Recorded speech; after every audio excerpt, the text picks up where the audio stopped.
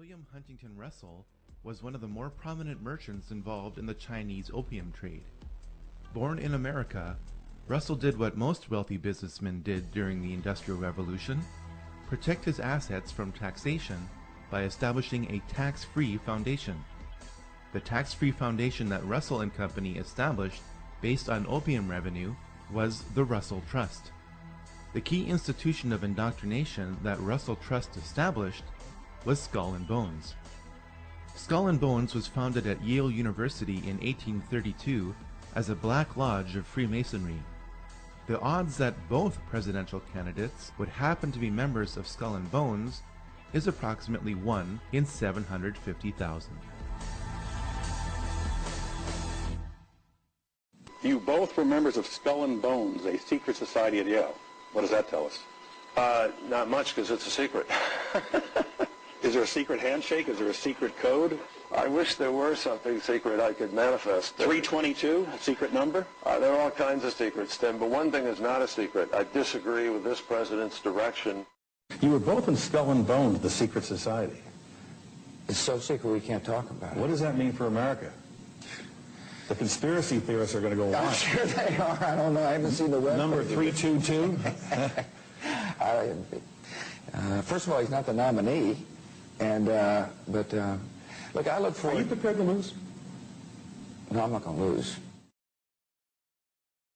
3 generations of the Bush family have been members of Skull and Bones. George W. Bush, his father George H.W. Bush, and his father before him, Prescott Bush, were all members of this occult secret society.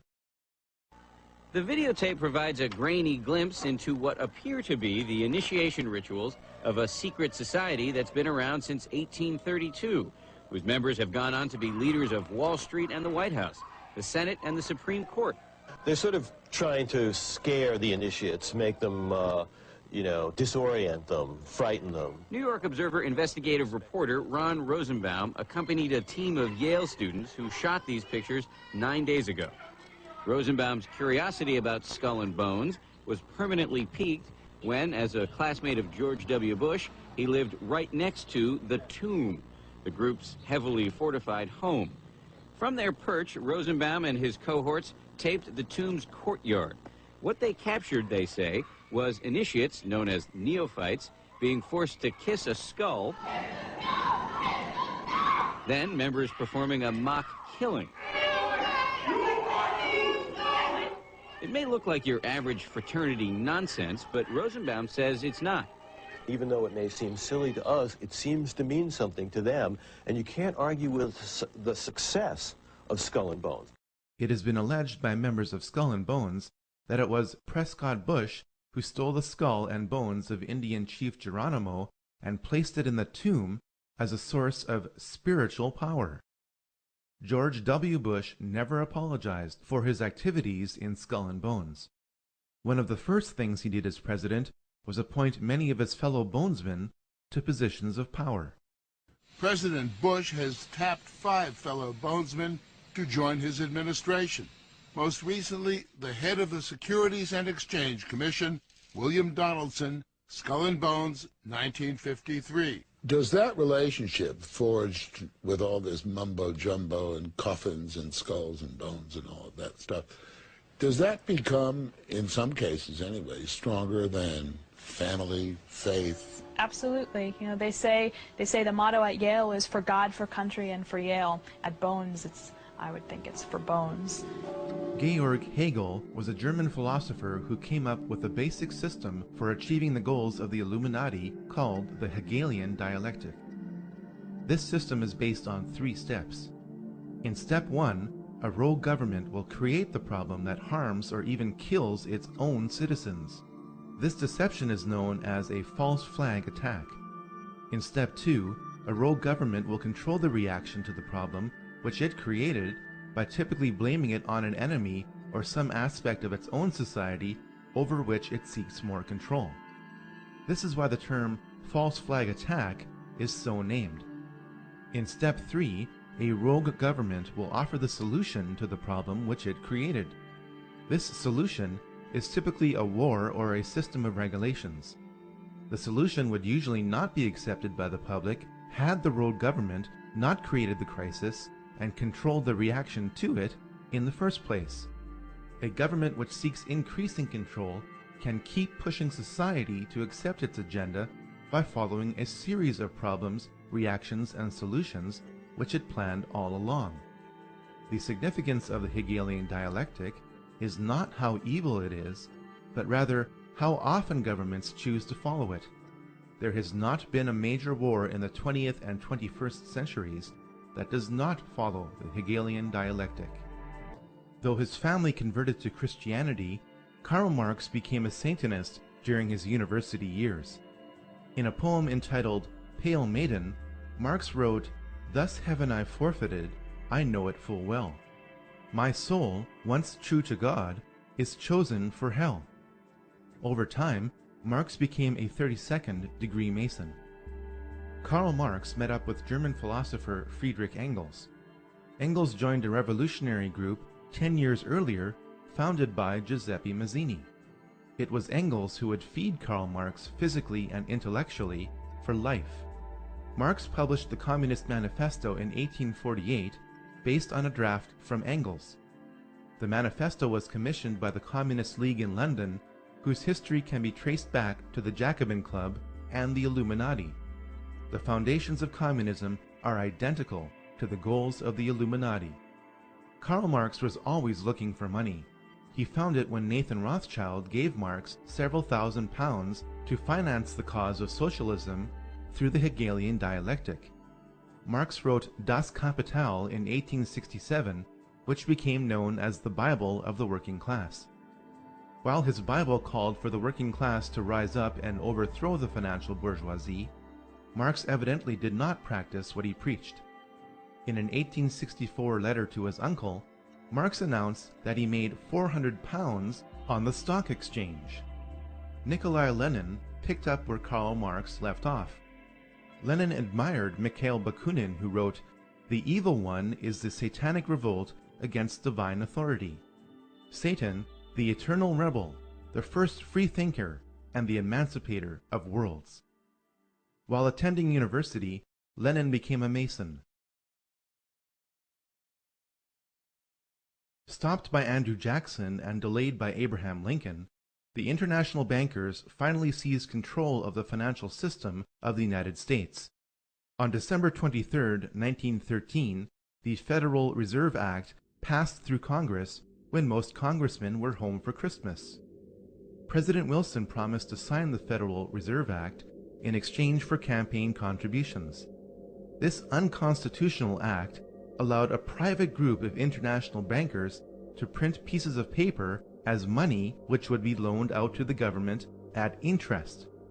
Leading directly or indirectly through their agents, the most prominent members of this group were J.P. Morgan, J.D. Rockefeller, Jacob Schiff, and Max and Paul Warburg.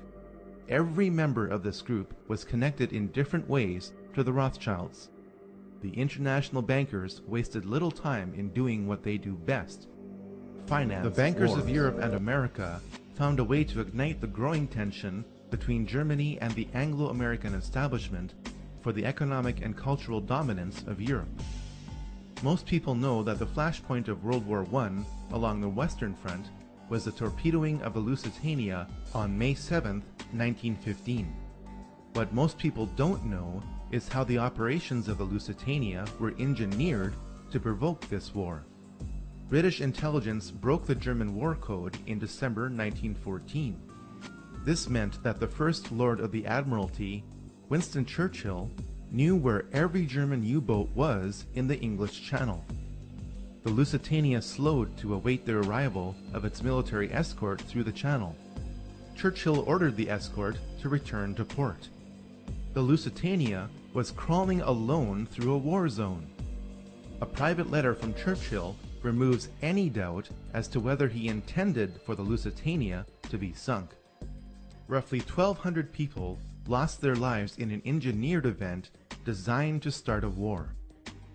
The Germans claimed that the Lusitania was carrying arms from America to be used by Britain against Germany. 93 years later, this claim has been proven to be true. The English-speaking press, controlled by the Rothschild-owned news services in Europe, published the claim that the barbaric Germans had attacked an unarmed passenger ship. This ignores the fact that the German government placed warnings in New York newspapers reminding passengers that the ship would be sailing into a war zone. The best example of how the Illuminati bankers funded both sides of World War I was given through Max and Paul Warburg. Paul Warburg's firm of Kuhn, Loeb & Company was in charge of Liberty loans, which helped finance the American military. Max Warburg's firm of Warburg & Company helped finance the German military. The Rothschilds were unable to control Russia because of the Tsar until World War I, when the alliance between the European and American bankers was complete. Jacob Schiff spent $20 million in gold to finance the Russian Revolution through Leon Trotsky, who was exiled in style in New York. Of the 384 commissars that were to make up the new Russian government, 264 had come from the United States. When the ship carrying the men and materials for the revolution were seized at the port of Halifax by Canadian authorities, President Wilson secured their release by stating that if they weren't let go, the U.S. would not enter the war. Lenin, exiled in Switzerland, promised to make peace with Germany if he overthrew Russia's temporary government. He was placed in a sealed railway car with $5 million in German gold and was sent to Russia. When the elections were held in November 1917, Lenin's communists received only 24% of the vote. Lenin had to use force in order to represent the people. The United States stepped in with enormous amounts of food and relief supplies as famine gripped Russia while Lenin took control of it. This opened the door for American industrialists and financiers like J.D. Rockefeller to build the infrastructure of Russia. The net effect was that America continued to support the communist revolution. This support was extended as power was transferred from Lenin to Stalin in spite of Stalin's ruthlessness. World War I ended according to the master plan of the 20th century Illuminati financiers. They knew that communism could only continue so long as capitalism supported it. The financiers also knew that the oppressive chains of the Treaty of Versailles would be broken by a leader who would eventually rise up from within Germany. Welcome to the first round of Problem, Reaction, and Solution. As the Industrial Revolution progressed, several captains of industry emerged in America. Andrew Carnegie made his fortune in steel production. Henry Ford excelled at making cars. John D. Rockefeller made the largest fortune in America through banking based on oil production. Many have speculated that the CFR is an acronym based on Carnegie, Ford, and Rockefeller. While this may not be the case, all three of these men have had a financial stake in the CFR, which was officially formed in New York in July 1921. Its logo features a rider on a white horse giving a Masonic salute. The Latin word in the logo means everywhere. The CFR in New York is the counterpart to the Royal Institute in London. Both groups are members of the Round Table groups. The same bankers which established the Federal Reserve in 1913 funded the CFR through dozens of tax-free foundations. If you want to catch a ride in the Anglo-American machinery of the Illuminati today, you will agree to be told what to do. It's good to have an outpost of the council right here down the street from the State Department. We get a lot of advice from the council, so this will mean I won't have as far to go to be told what we should be doing and how we should think about the future. It's good to be back at the Council on Foreign Relations. As Pete mentioned, I've been a member for a long time and was actually a director for some period of time. I never mentioned that when I was campaigning for re-election back home in Wyoming. The goal of the Royal Institute and the CFR is nothing less than one world government. In 1950, CFR member James Warburg testified before the Senate Foreign Relations Committee and said, "We shall have world government whether or not you like it, by conquest or consent. You would think that the CFR would be the talk of the American mainstream media, but the CFR dictates what will make the American news and how it will be presented to reporters in key positions who are along for the establishment. Following World War I, the League of Nations was the first popular attempt at creating a world government. The League was promoted as the way of providing a collective security, since an attack on any one member of the League would be considered an attack on all. The League failed as an organization, but acted as a successful stepping stone for the globalists. The League of Nations allowed the international bankers like J.D. Rockefeller to give more loans to more nations, provided the international bankers controlled the banking system of that nation. When the Bank for International Settlements was established in 1930, the Illuminati financiers gained more control of the world's money supply. This was all the more reason to start World War II. Adolf Hitler was offered as the manufactured solution to the burden imposed upon Germany by the Treaty of Versailles. The event Hitler created to take control of Germany was engineered through a false flag attack. We now know that Hitler had his henchmen set fire to the German parliament, known as the Reichstag, in 1933. The fire was blamed on communist agent Marinus van der Lubbe in a huge show trial. In reality, van der Lubbe was a mentally handicapped individual picked up off the streets. Hitler's mighty war machine was funded and created by Wall Street. The Treaty of Versailles induced Germany to default on its debt. The Dawes Plan replaced the treaty after 5 years and allowed links to be made between American and German industry and finance. From the mid-1920s to the late 1930s, through the Bank of International Settlements, over $135 million was loaned to the German electrical, steel, and chemical industries from Wall Street. The profits on these loans were considerable. Without the technology for extracting petroleum from the German coal fields supplied by Rockefeller-owned Standard Oil of New Jersey, the Nazi war machine would have ran out of gas. One of the funders of the Nazi war machine was Prescott Bush, father and grandfather of 2 U.S. presidents. According to files from the U.S. National Archives, Prescott Bush was a partner in Brown Brothers Harriman. This was one of the corporations used by industrialist Fritz Thyssen to move assets between America and Germany. Prescott Bush's assets in Union Banking Corporation were seized under the Trading with the Enemy Act in 1942, after America entered the war. The Bush family fortune was built in part from funding the very enemy that would kill over 400,000 American troops. May I introduce our co-editors for this edition of the Longines Chronoscope. Our distinguished guest for this evening is the Honorable Prescott Bush, United States Senator from Connecticut. I think we have made, just in this year, very marked and noticeable progress in connection with the Cold War. Included in that, too, should be our efforts to get at this subversion business within our own government. The ideologies of the Nazis and the Communists were set against each other by the Illuminati financiers in a dialectical struggle. Both ideologies are flawed and use the same means to produce the same result. The Illuminati financiers chose to eliminate the Nazi movement and preserve communism for one very important reason. Hitler started to print money just like the Federal Reserve. At this point, all of Europe was tied up in war with itself. The problem and reaction stages of World War II would only be solved through America.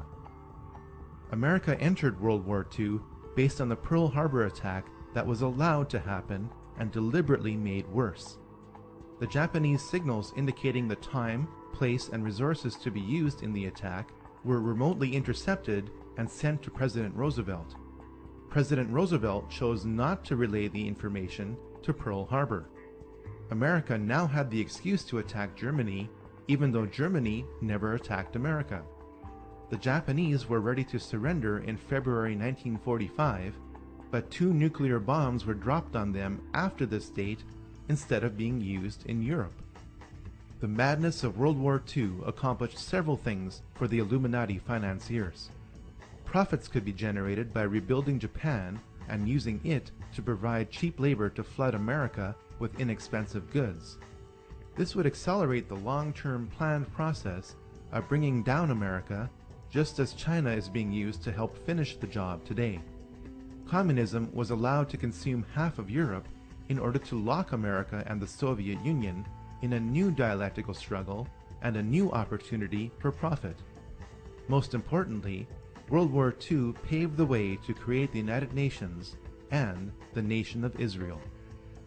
It must be noted that the top 4 players of World War II had ties to the occult. Hitler was deeply involved in the black arts.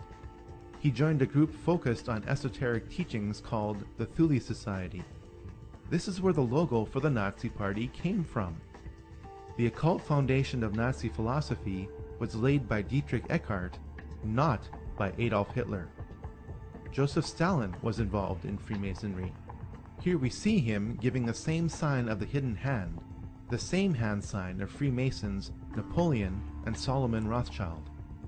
Franklin Roosevelt was a 32nd degree Mason.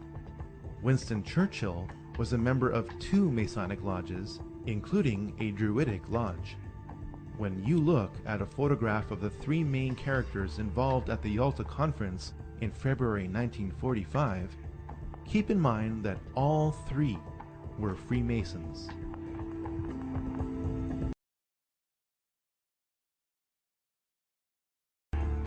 The United Nations was the second prearranged attempt at world government, offered as the solution to future conflicts like World War II. To help prevent the pivotal United States from backing out of the United Nations, as it did with the League of Nations, the UN was to be located on American soil with land graciously donated by John D. Rockefeller Jr. Through its domination of the American media, the CFR conditioned the United States to accept the increasing role of the UN in the drive for world government. To this day, I don't know what happened on August 2nd and August 4th, 1964 in the Tonkin Gulf. The general provided the answer, saying his Navy attacked the Maddox on August 2nd, but on the 4th, nothing happened. There was absolutely nothing, he said. The revelation may be important to historians. They have argued for years that the second incident on August 4th never occurred, but Lyndon Johnson used it to justify air attacks on Vietnam and broaden the scope of the war.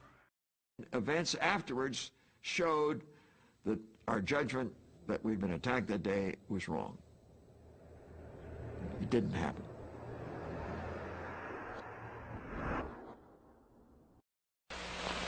The initial attack on the destroyer Maddox on August 2nd was repeated today by a number of hostile vessels attacking 2 U.S. destroyers with torpedoes. Repeated acts of violence against the armed forces of the United States must be met not only with alert defense, but with positive reply.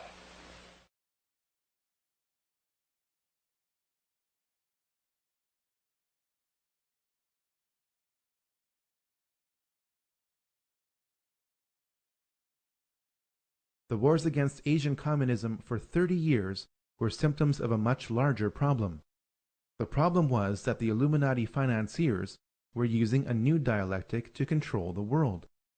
By pitting the capitalist West against the communist East, the world was locked in a state of bipolar tension with little chance of truly breaking free. The arms race between America and Russia was the best symbol of this tension. Russia was given the tools and technology to make the atom bomb by the American establishment in 1944. In spite of this, Russia and America spent over $5 trillion on weapons that would have guaranteed mutually assured destruction many times over. In his closing speech to the nation in January 1961, President Eisenhower warned about the military-industrial complex.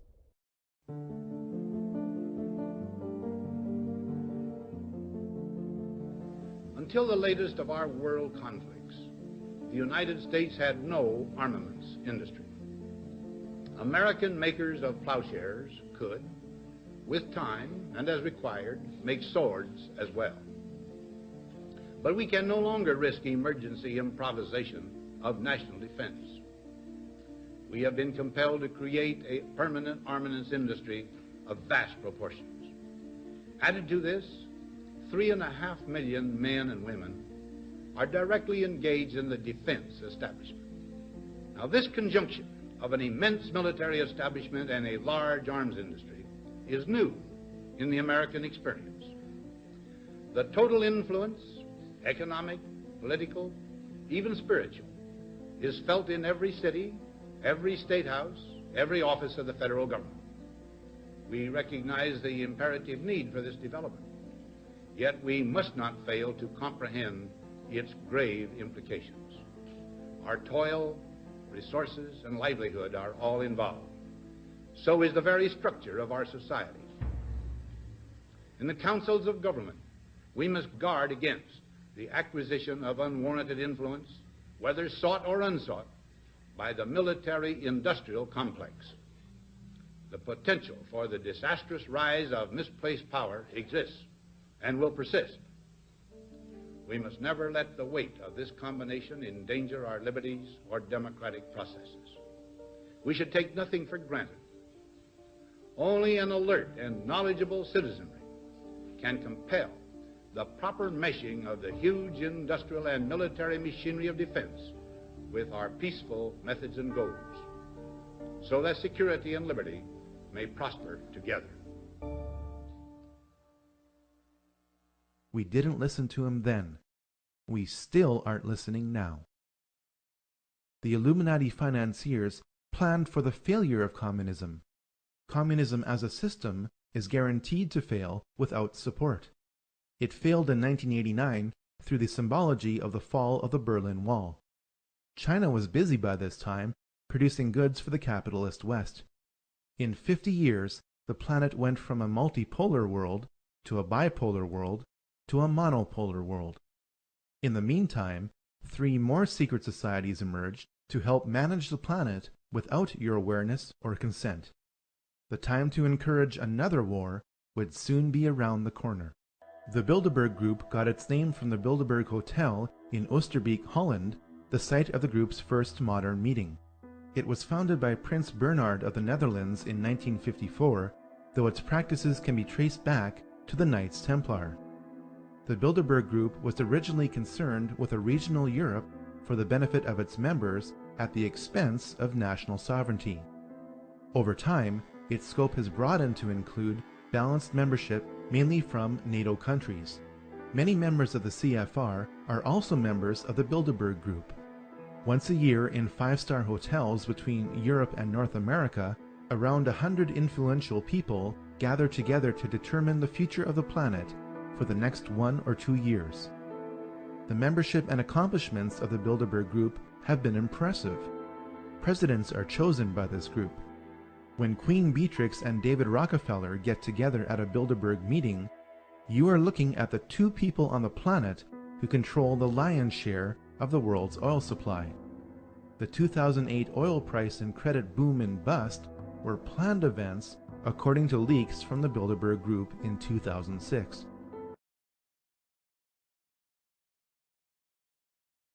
The Club of Rome promotes peace and prosperity, but does so in a way that advances world government at the expense of national sovereignty.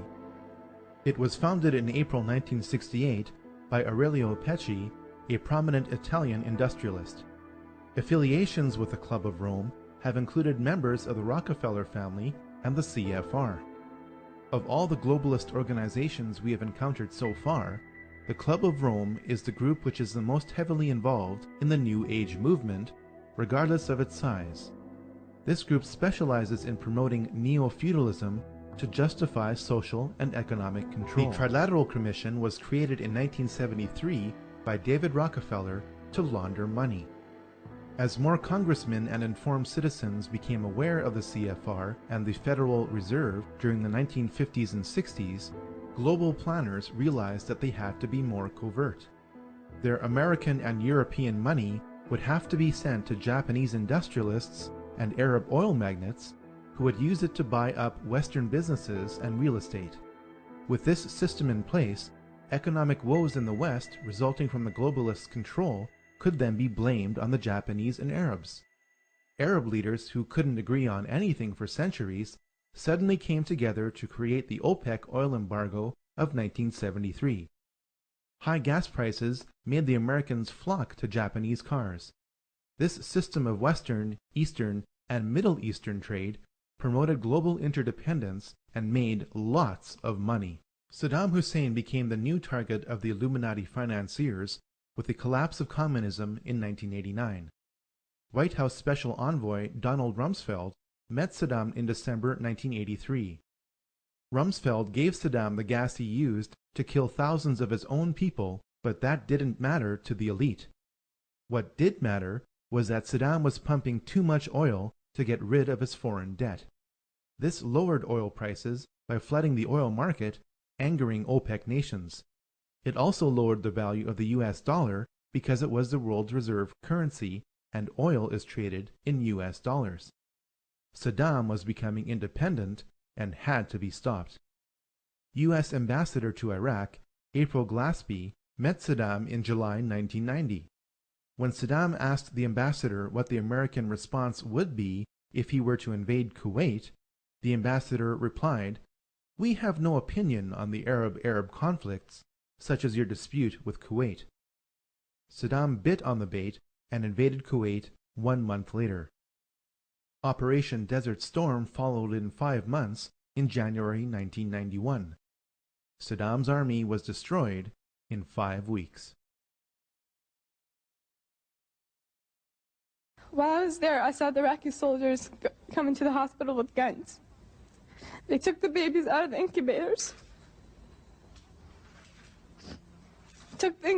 and left the children to die on the cold floor.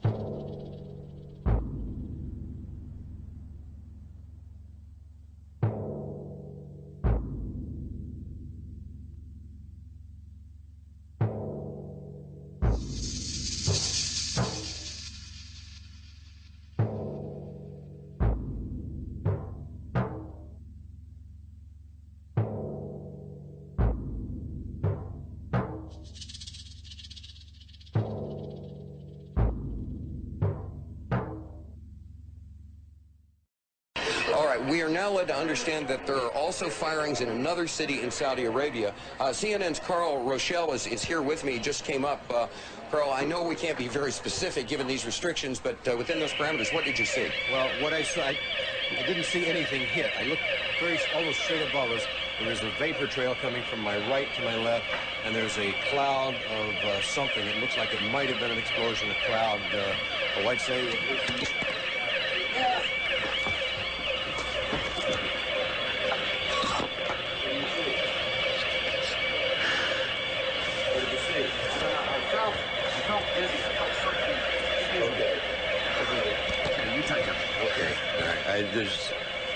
My apologies for that. He's putting on a gas mask. There hasn't been any gas dropped here that we could tell. You smell anything? No. You may smell some of the fumes from a missile exhaust going off.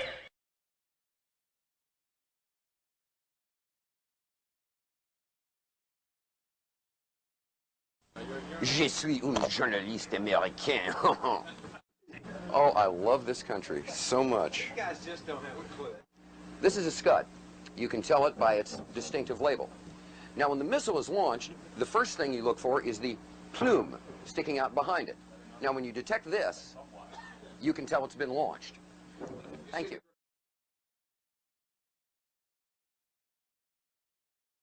Have you sniffed any rocket fumes lately? You got a gas mask around, bud? Oh, I get it. Oh, I see. That's good. And... Yeah, I thought it was.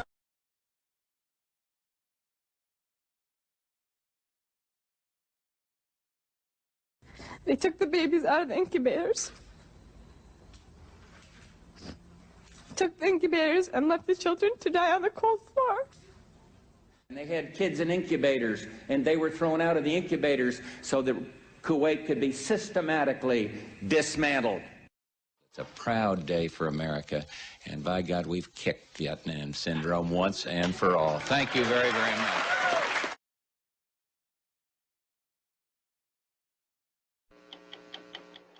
We have heard that 500,000 children have died. I mean, that's more children than died in Hiroshima. And, you know, is the price worth it? I think this is a very hard choice, but we think the price is worth it.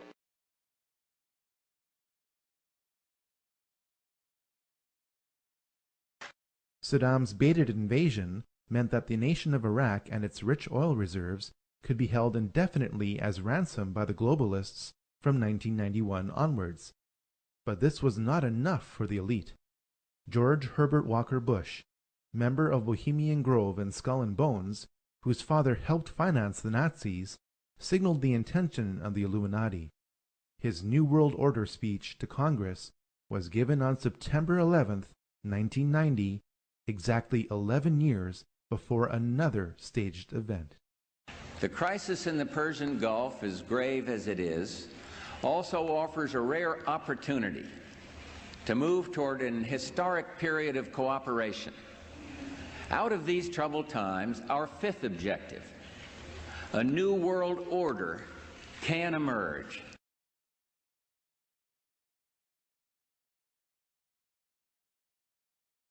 People are still bewildered by what happened on September 11, 2001. This brief study cross-examines the mechanics, the men involved, and the motives for what happened on that day. Most people assume that Flight 93 was crashed by its passengers after they overtook the terrorists who controlled it. After all, it left a scar in the earth. Here's the problem. According to a USGS aerial survey, that scar existed in 1994 or earlier. At this point, we have two choices. We can choose to believe that a full-sized airliner being fought over can crash into topsoil in precise alignment with a pre-existing scar, leaving that scar relatively intact. We can also choose to believe that only part of the plane landed within that scar.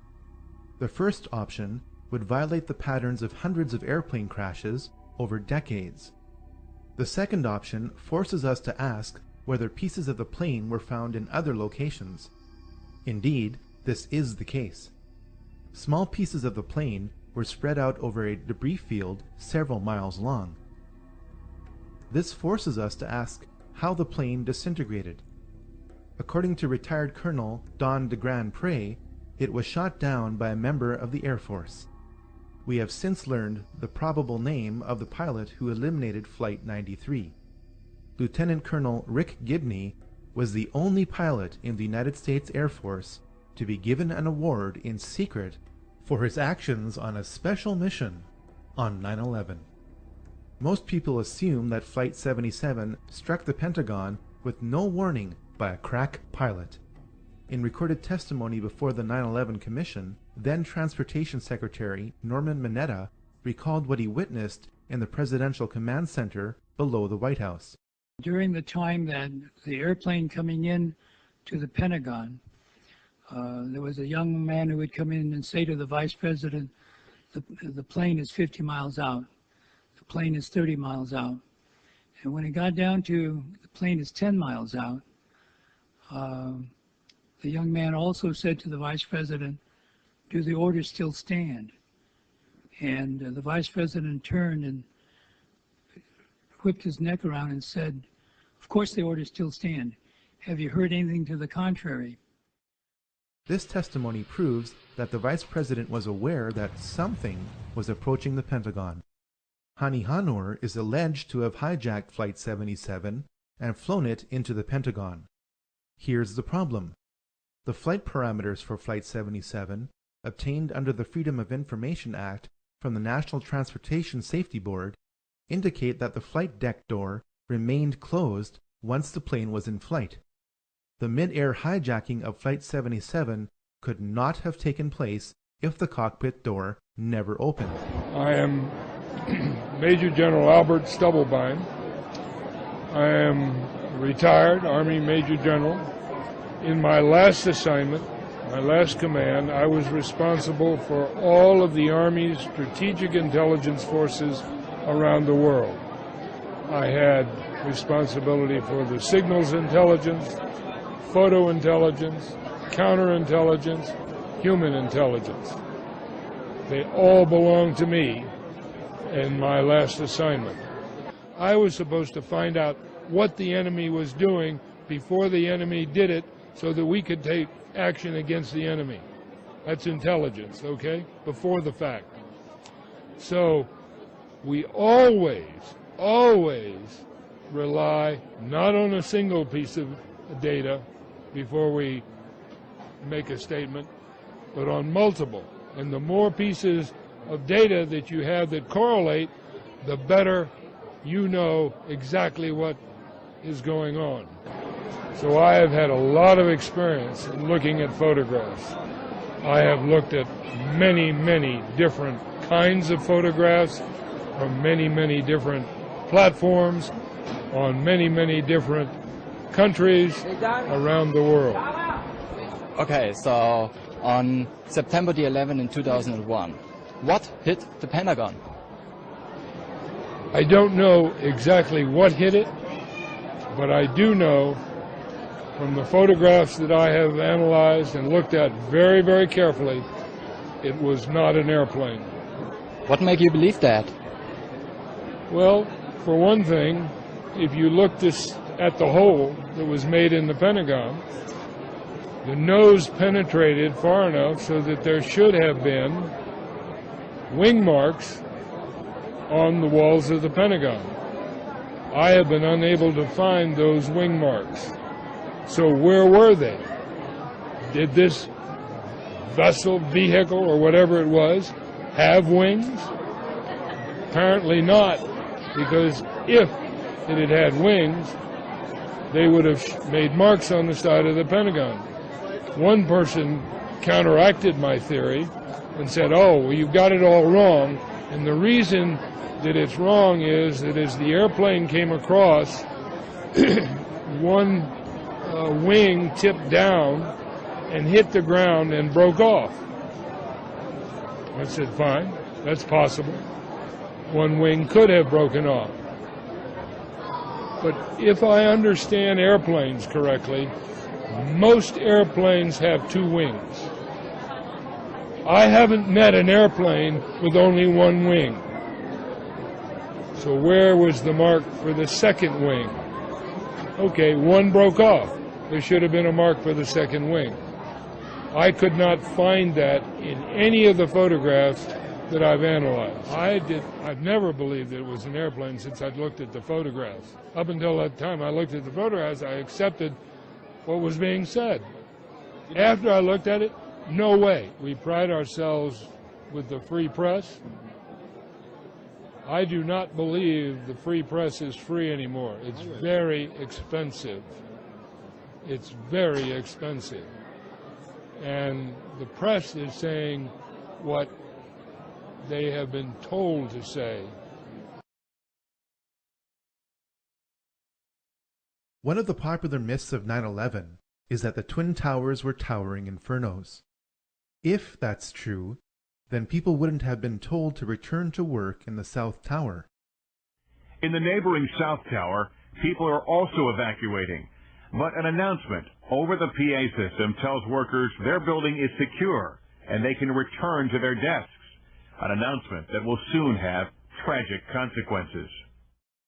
If the towers were towering infernos, then the Battalion 7 chief would have never been able to make it to the 78th floor and say, We got two isolated pockets of fire. We should be able to knock it down with two lines. Where you know that? 78th floor, numerous 1045 coal lines. If the tower fires were melting steel columns, then Edna Sintron wouldn't have been able to wave from the plane impact zone with her light pants not even singed.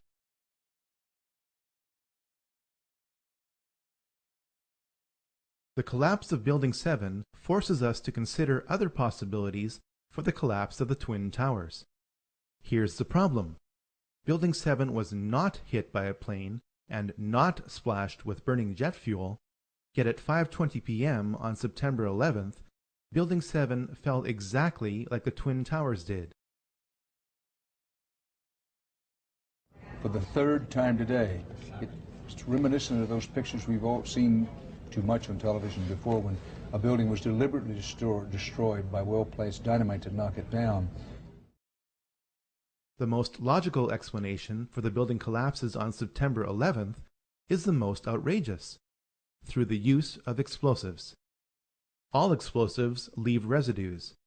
A 2009 peer-reviewed scientific paper has been published in the Open Chemical Physics Journal, proving that explosive residues of specialized thermite, which could only have been made in advanced military labs, were found in preserved dust samples from the remains of the buildings. Jet fuel is premium-grade kerosene which cannot melt steel. Thermite is a mixture of iron oxide and aluminum. When ignited, it burns at over 2,500 degrees Celsius to instantly liquefy steel. There is plenty of evidence that thermite was used on that day and that it kept reacting for weeks after the buildings collapsed. You'd get down below and you'd see molten steel running down the channel rails, like you're in a foundry. Yeah, like lava. Like lava. From a volcano. In addition to thermite, two other types of explosives were used to level 3 buildings on 9/11. The job of the shape charge is to cut steel H-beams. The way we do this is by cutting the beam at an angle, which, through a series of beams cut at the same angle, will tend to make the building shift over and walk. Shape charges were used to slice through posts at an angle, not straight across, for a reason. The 4-1 should have taken a couple of companies that they were leaving back. Go against another.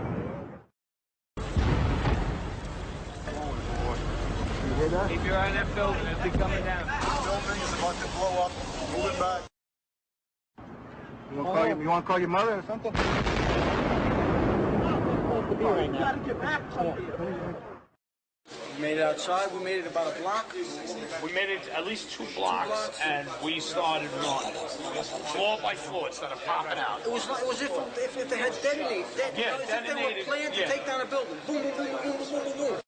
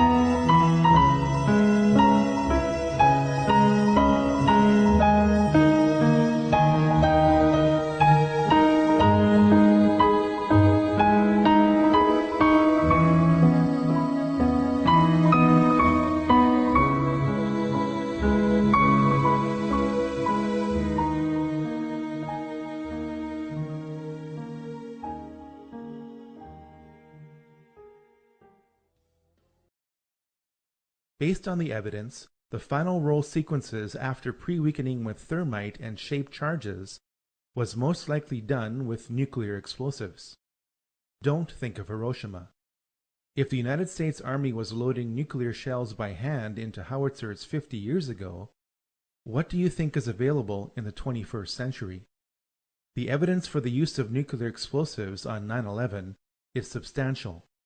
A government report tried to spin the appearance of the radioactive isotope tritium at ground zero in concentrations dozens of times higher than the surrounding area.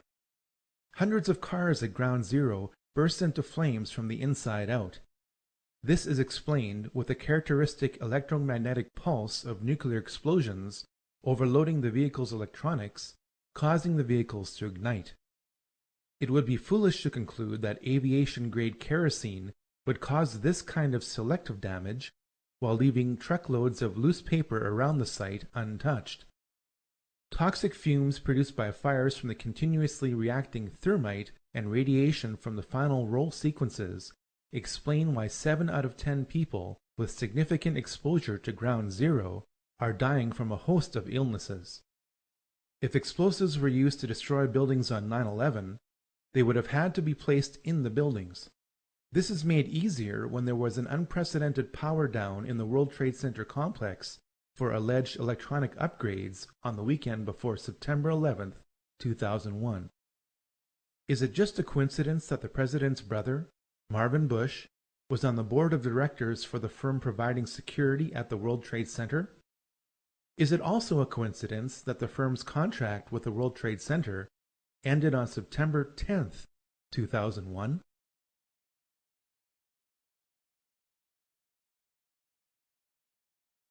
The so-called terrorists who attacked America without warning were trained and lived at U.S. military bases. The radical Islamic terrorists of 9/11 got drunk in a Florida bar, paying for their drinks with a wad of cash. Some of the terrorists who died in 9/11 have turned up alive and well. The 9/11 terrorists list has not been updated.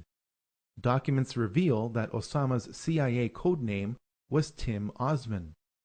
This leads us back to Zbigniew Brzezinski because he created the Mujahideen in the late 1970s, which were later renamed Al-Qaeda.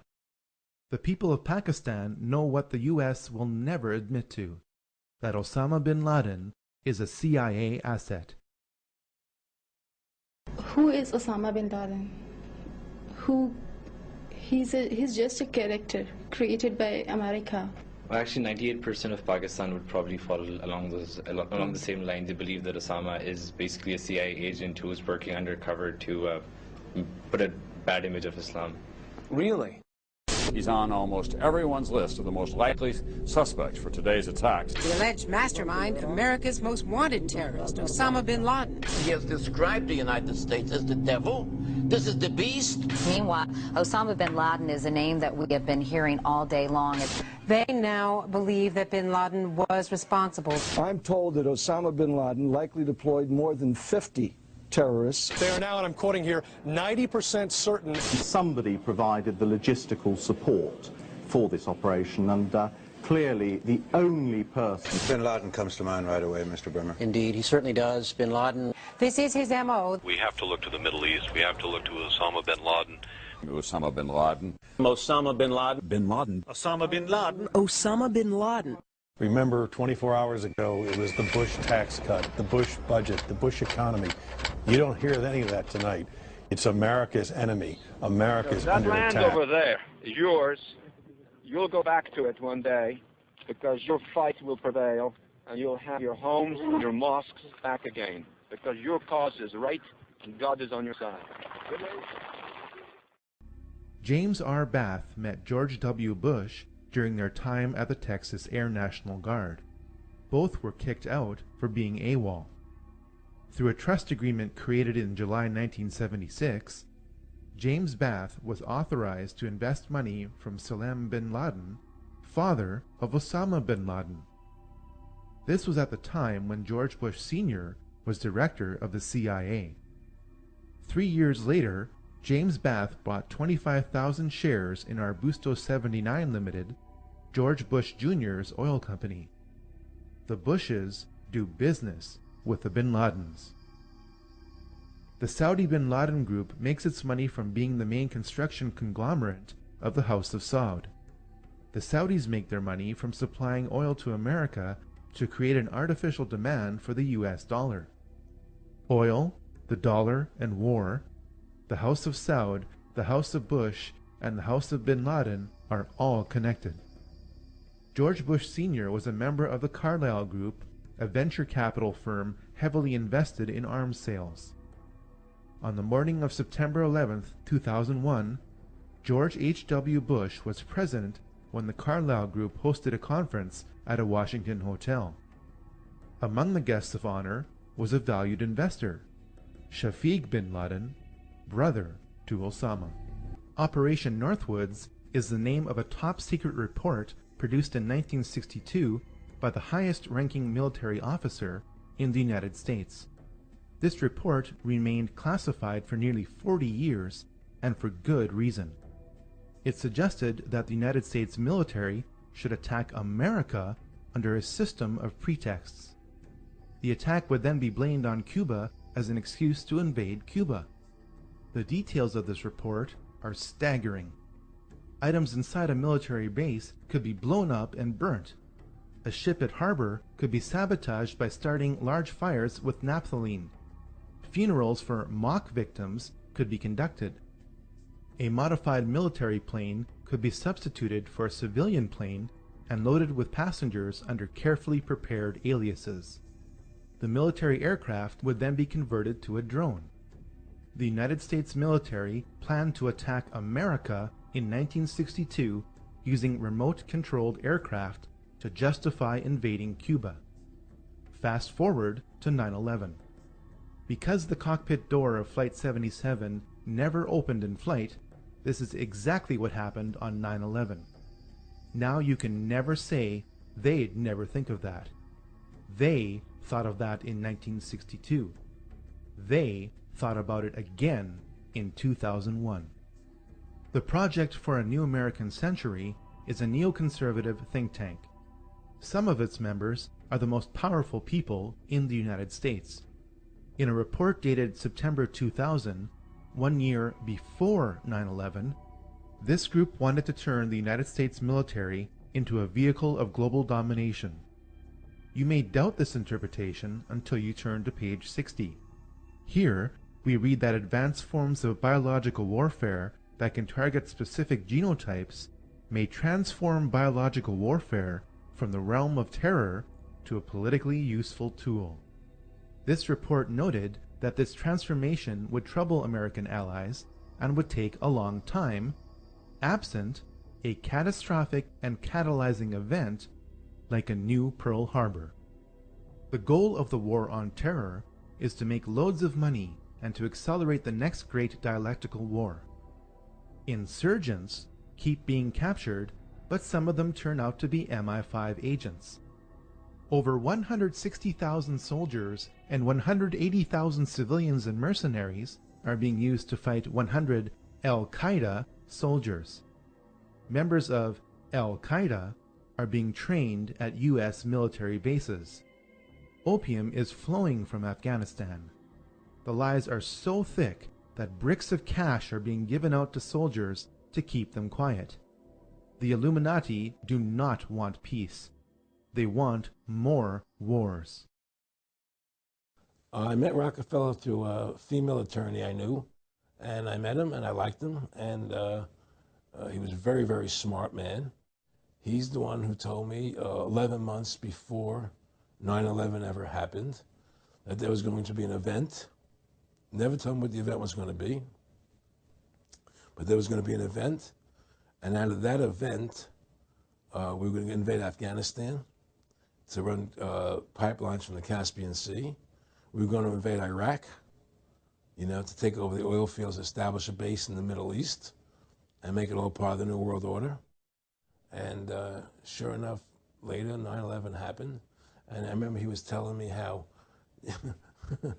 you're going to see soldiers looking in caves for people in Afghanistan and Pakistan and all these places. and there's going to be this war on terror, which is no real enemy, and the whole thing is a giant hoax, you know, but it's a way for the government to take over the American people. And he said the end goal is to get everybody chipped, to control the whole society, to have the bankers, the elite people, you know, the bankers and some governor controlling the world. In earlier times, it was easier to control 1 million people than physically to kill 1 million people.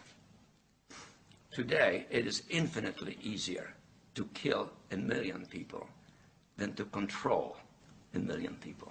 It is easier to kill than to control. He has proven to be an outstanding friend and somebody who I've learned an immense amount from, and for him to support me in this campaign and then be willing to come out here to Iowa is a testimony to his generosity. So if everybody could please give Dr. Brzezinski another round of applause. The Book of Revelation is filled with a lot of imagery, much of which can be confusing to those who haven't studied it thoroughly. This imagery is a necessary tool used by someone nearly 2,000 years ago trying to describe the complexity of events in our time. Fortunately, the Book of Revelation explains a lot of its imagery. Revelation chapter 17 describes a system of world government where a woman rides a beast with 7 heads and 10 horns. Apparently, the world will be divided up at some future point into 10 kingdoms. The truly astonishing part is that this division is happening now. In September 1973, the Club of Rome issued a report entitled Regionalized and Adaptive Model of the Global World System. It proposed dividing the world into 10 kingdoms. Yes, it actually used the phrase 10 kingdoms. While the boundaries of these 10 kingdoms are subject to change, it is their proposal that is the point. Since that proposal in 1973, the world is being divided into 10 kingdoms. It started with the European Union.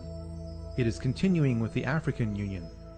It is now here with the North American Union, or NAU.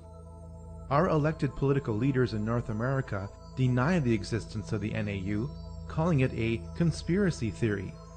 They do so while the Queen's representative in my province of Manitoba lays out its infrastructure. Can you say today that this is not a prelude to a North American Union similar to a European Union? Are there plans to build some kind of superhighway connecting all 3 countries? And do you believe all of these theories about a possible erosion of national identity stem from a lack of transparency from this partnership? A couple of my opposition leaders have speculated on massive water diversions and superhighways to the continent, maybe interplanetary, I'm not sure as well. Manitoba is also taking a major role in the development of a mid-continent trade corridor, connecting our northern port of Churchill with trade markets throughout the central U.S. and Mexico. I'm amused by some of the speculation, some of the old, you call them political scare tactics. If you've been in politics as long as I have, you get used to that kind of technique where you lay out a conspiracy and then force people to try to prove it doesn't exist. That's just the way some people operate. An alliance has been built with business leaders and state and city governments spanning the entire length of the corridor. When fully developed, the trade route will incorporate an inland port in Winnipeg with pre-clearance for international shipping. I'm amused by the difference between what actually takes place in the meetings and what some were trying to say takes place. It's quite comical, actually, when you realize the difference between reality and what some people are talking on TV about. And we cannot be effective at major economic matters any longer unless we work with our other economic partners around the world and work with them closely and intimately. That is essential. I know some people don't like it. It's a loss of national sovereignty, but it is a simple reality.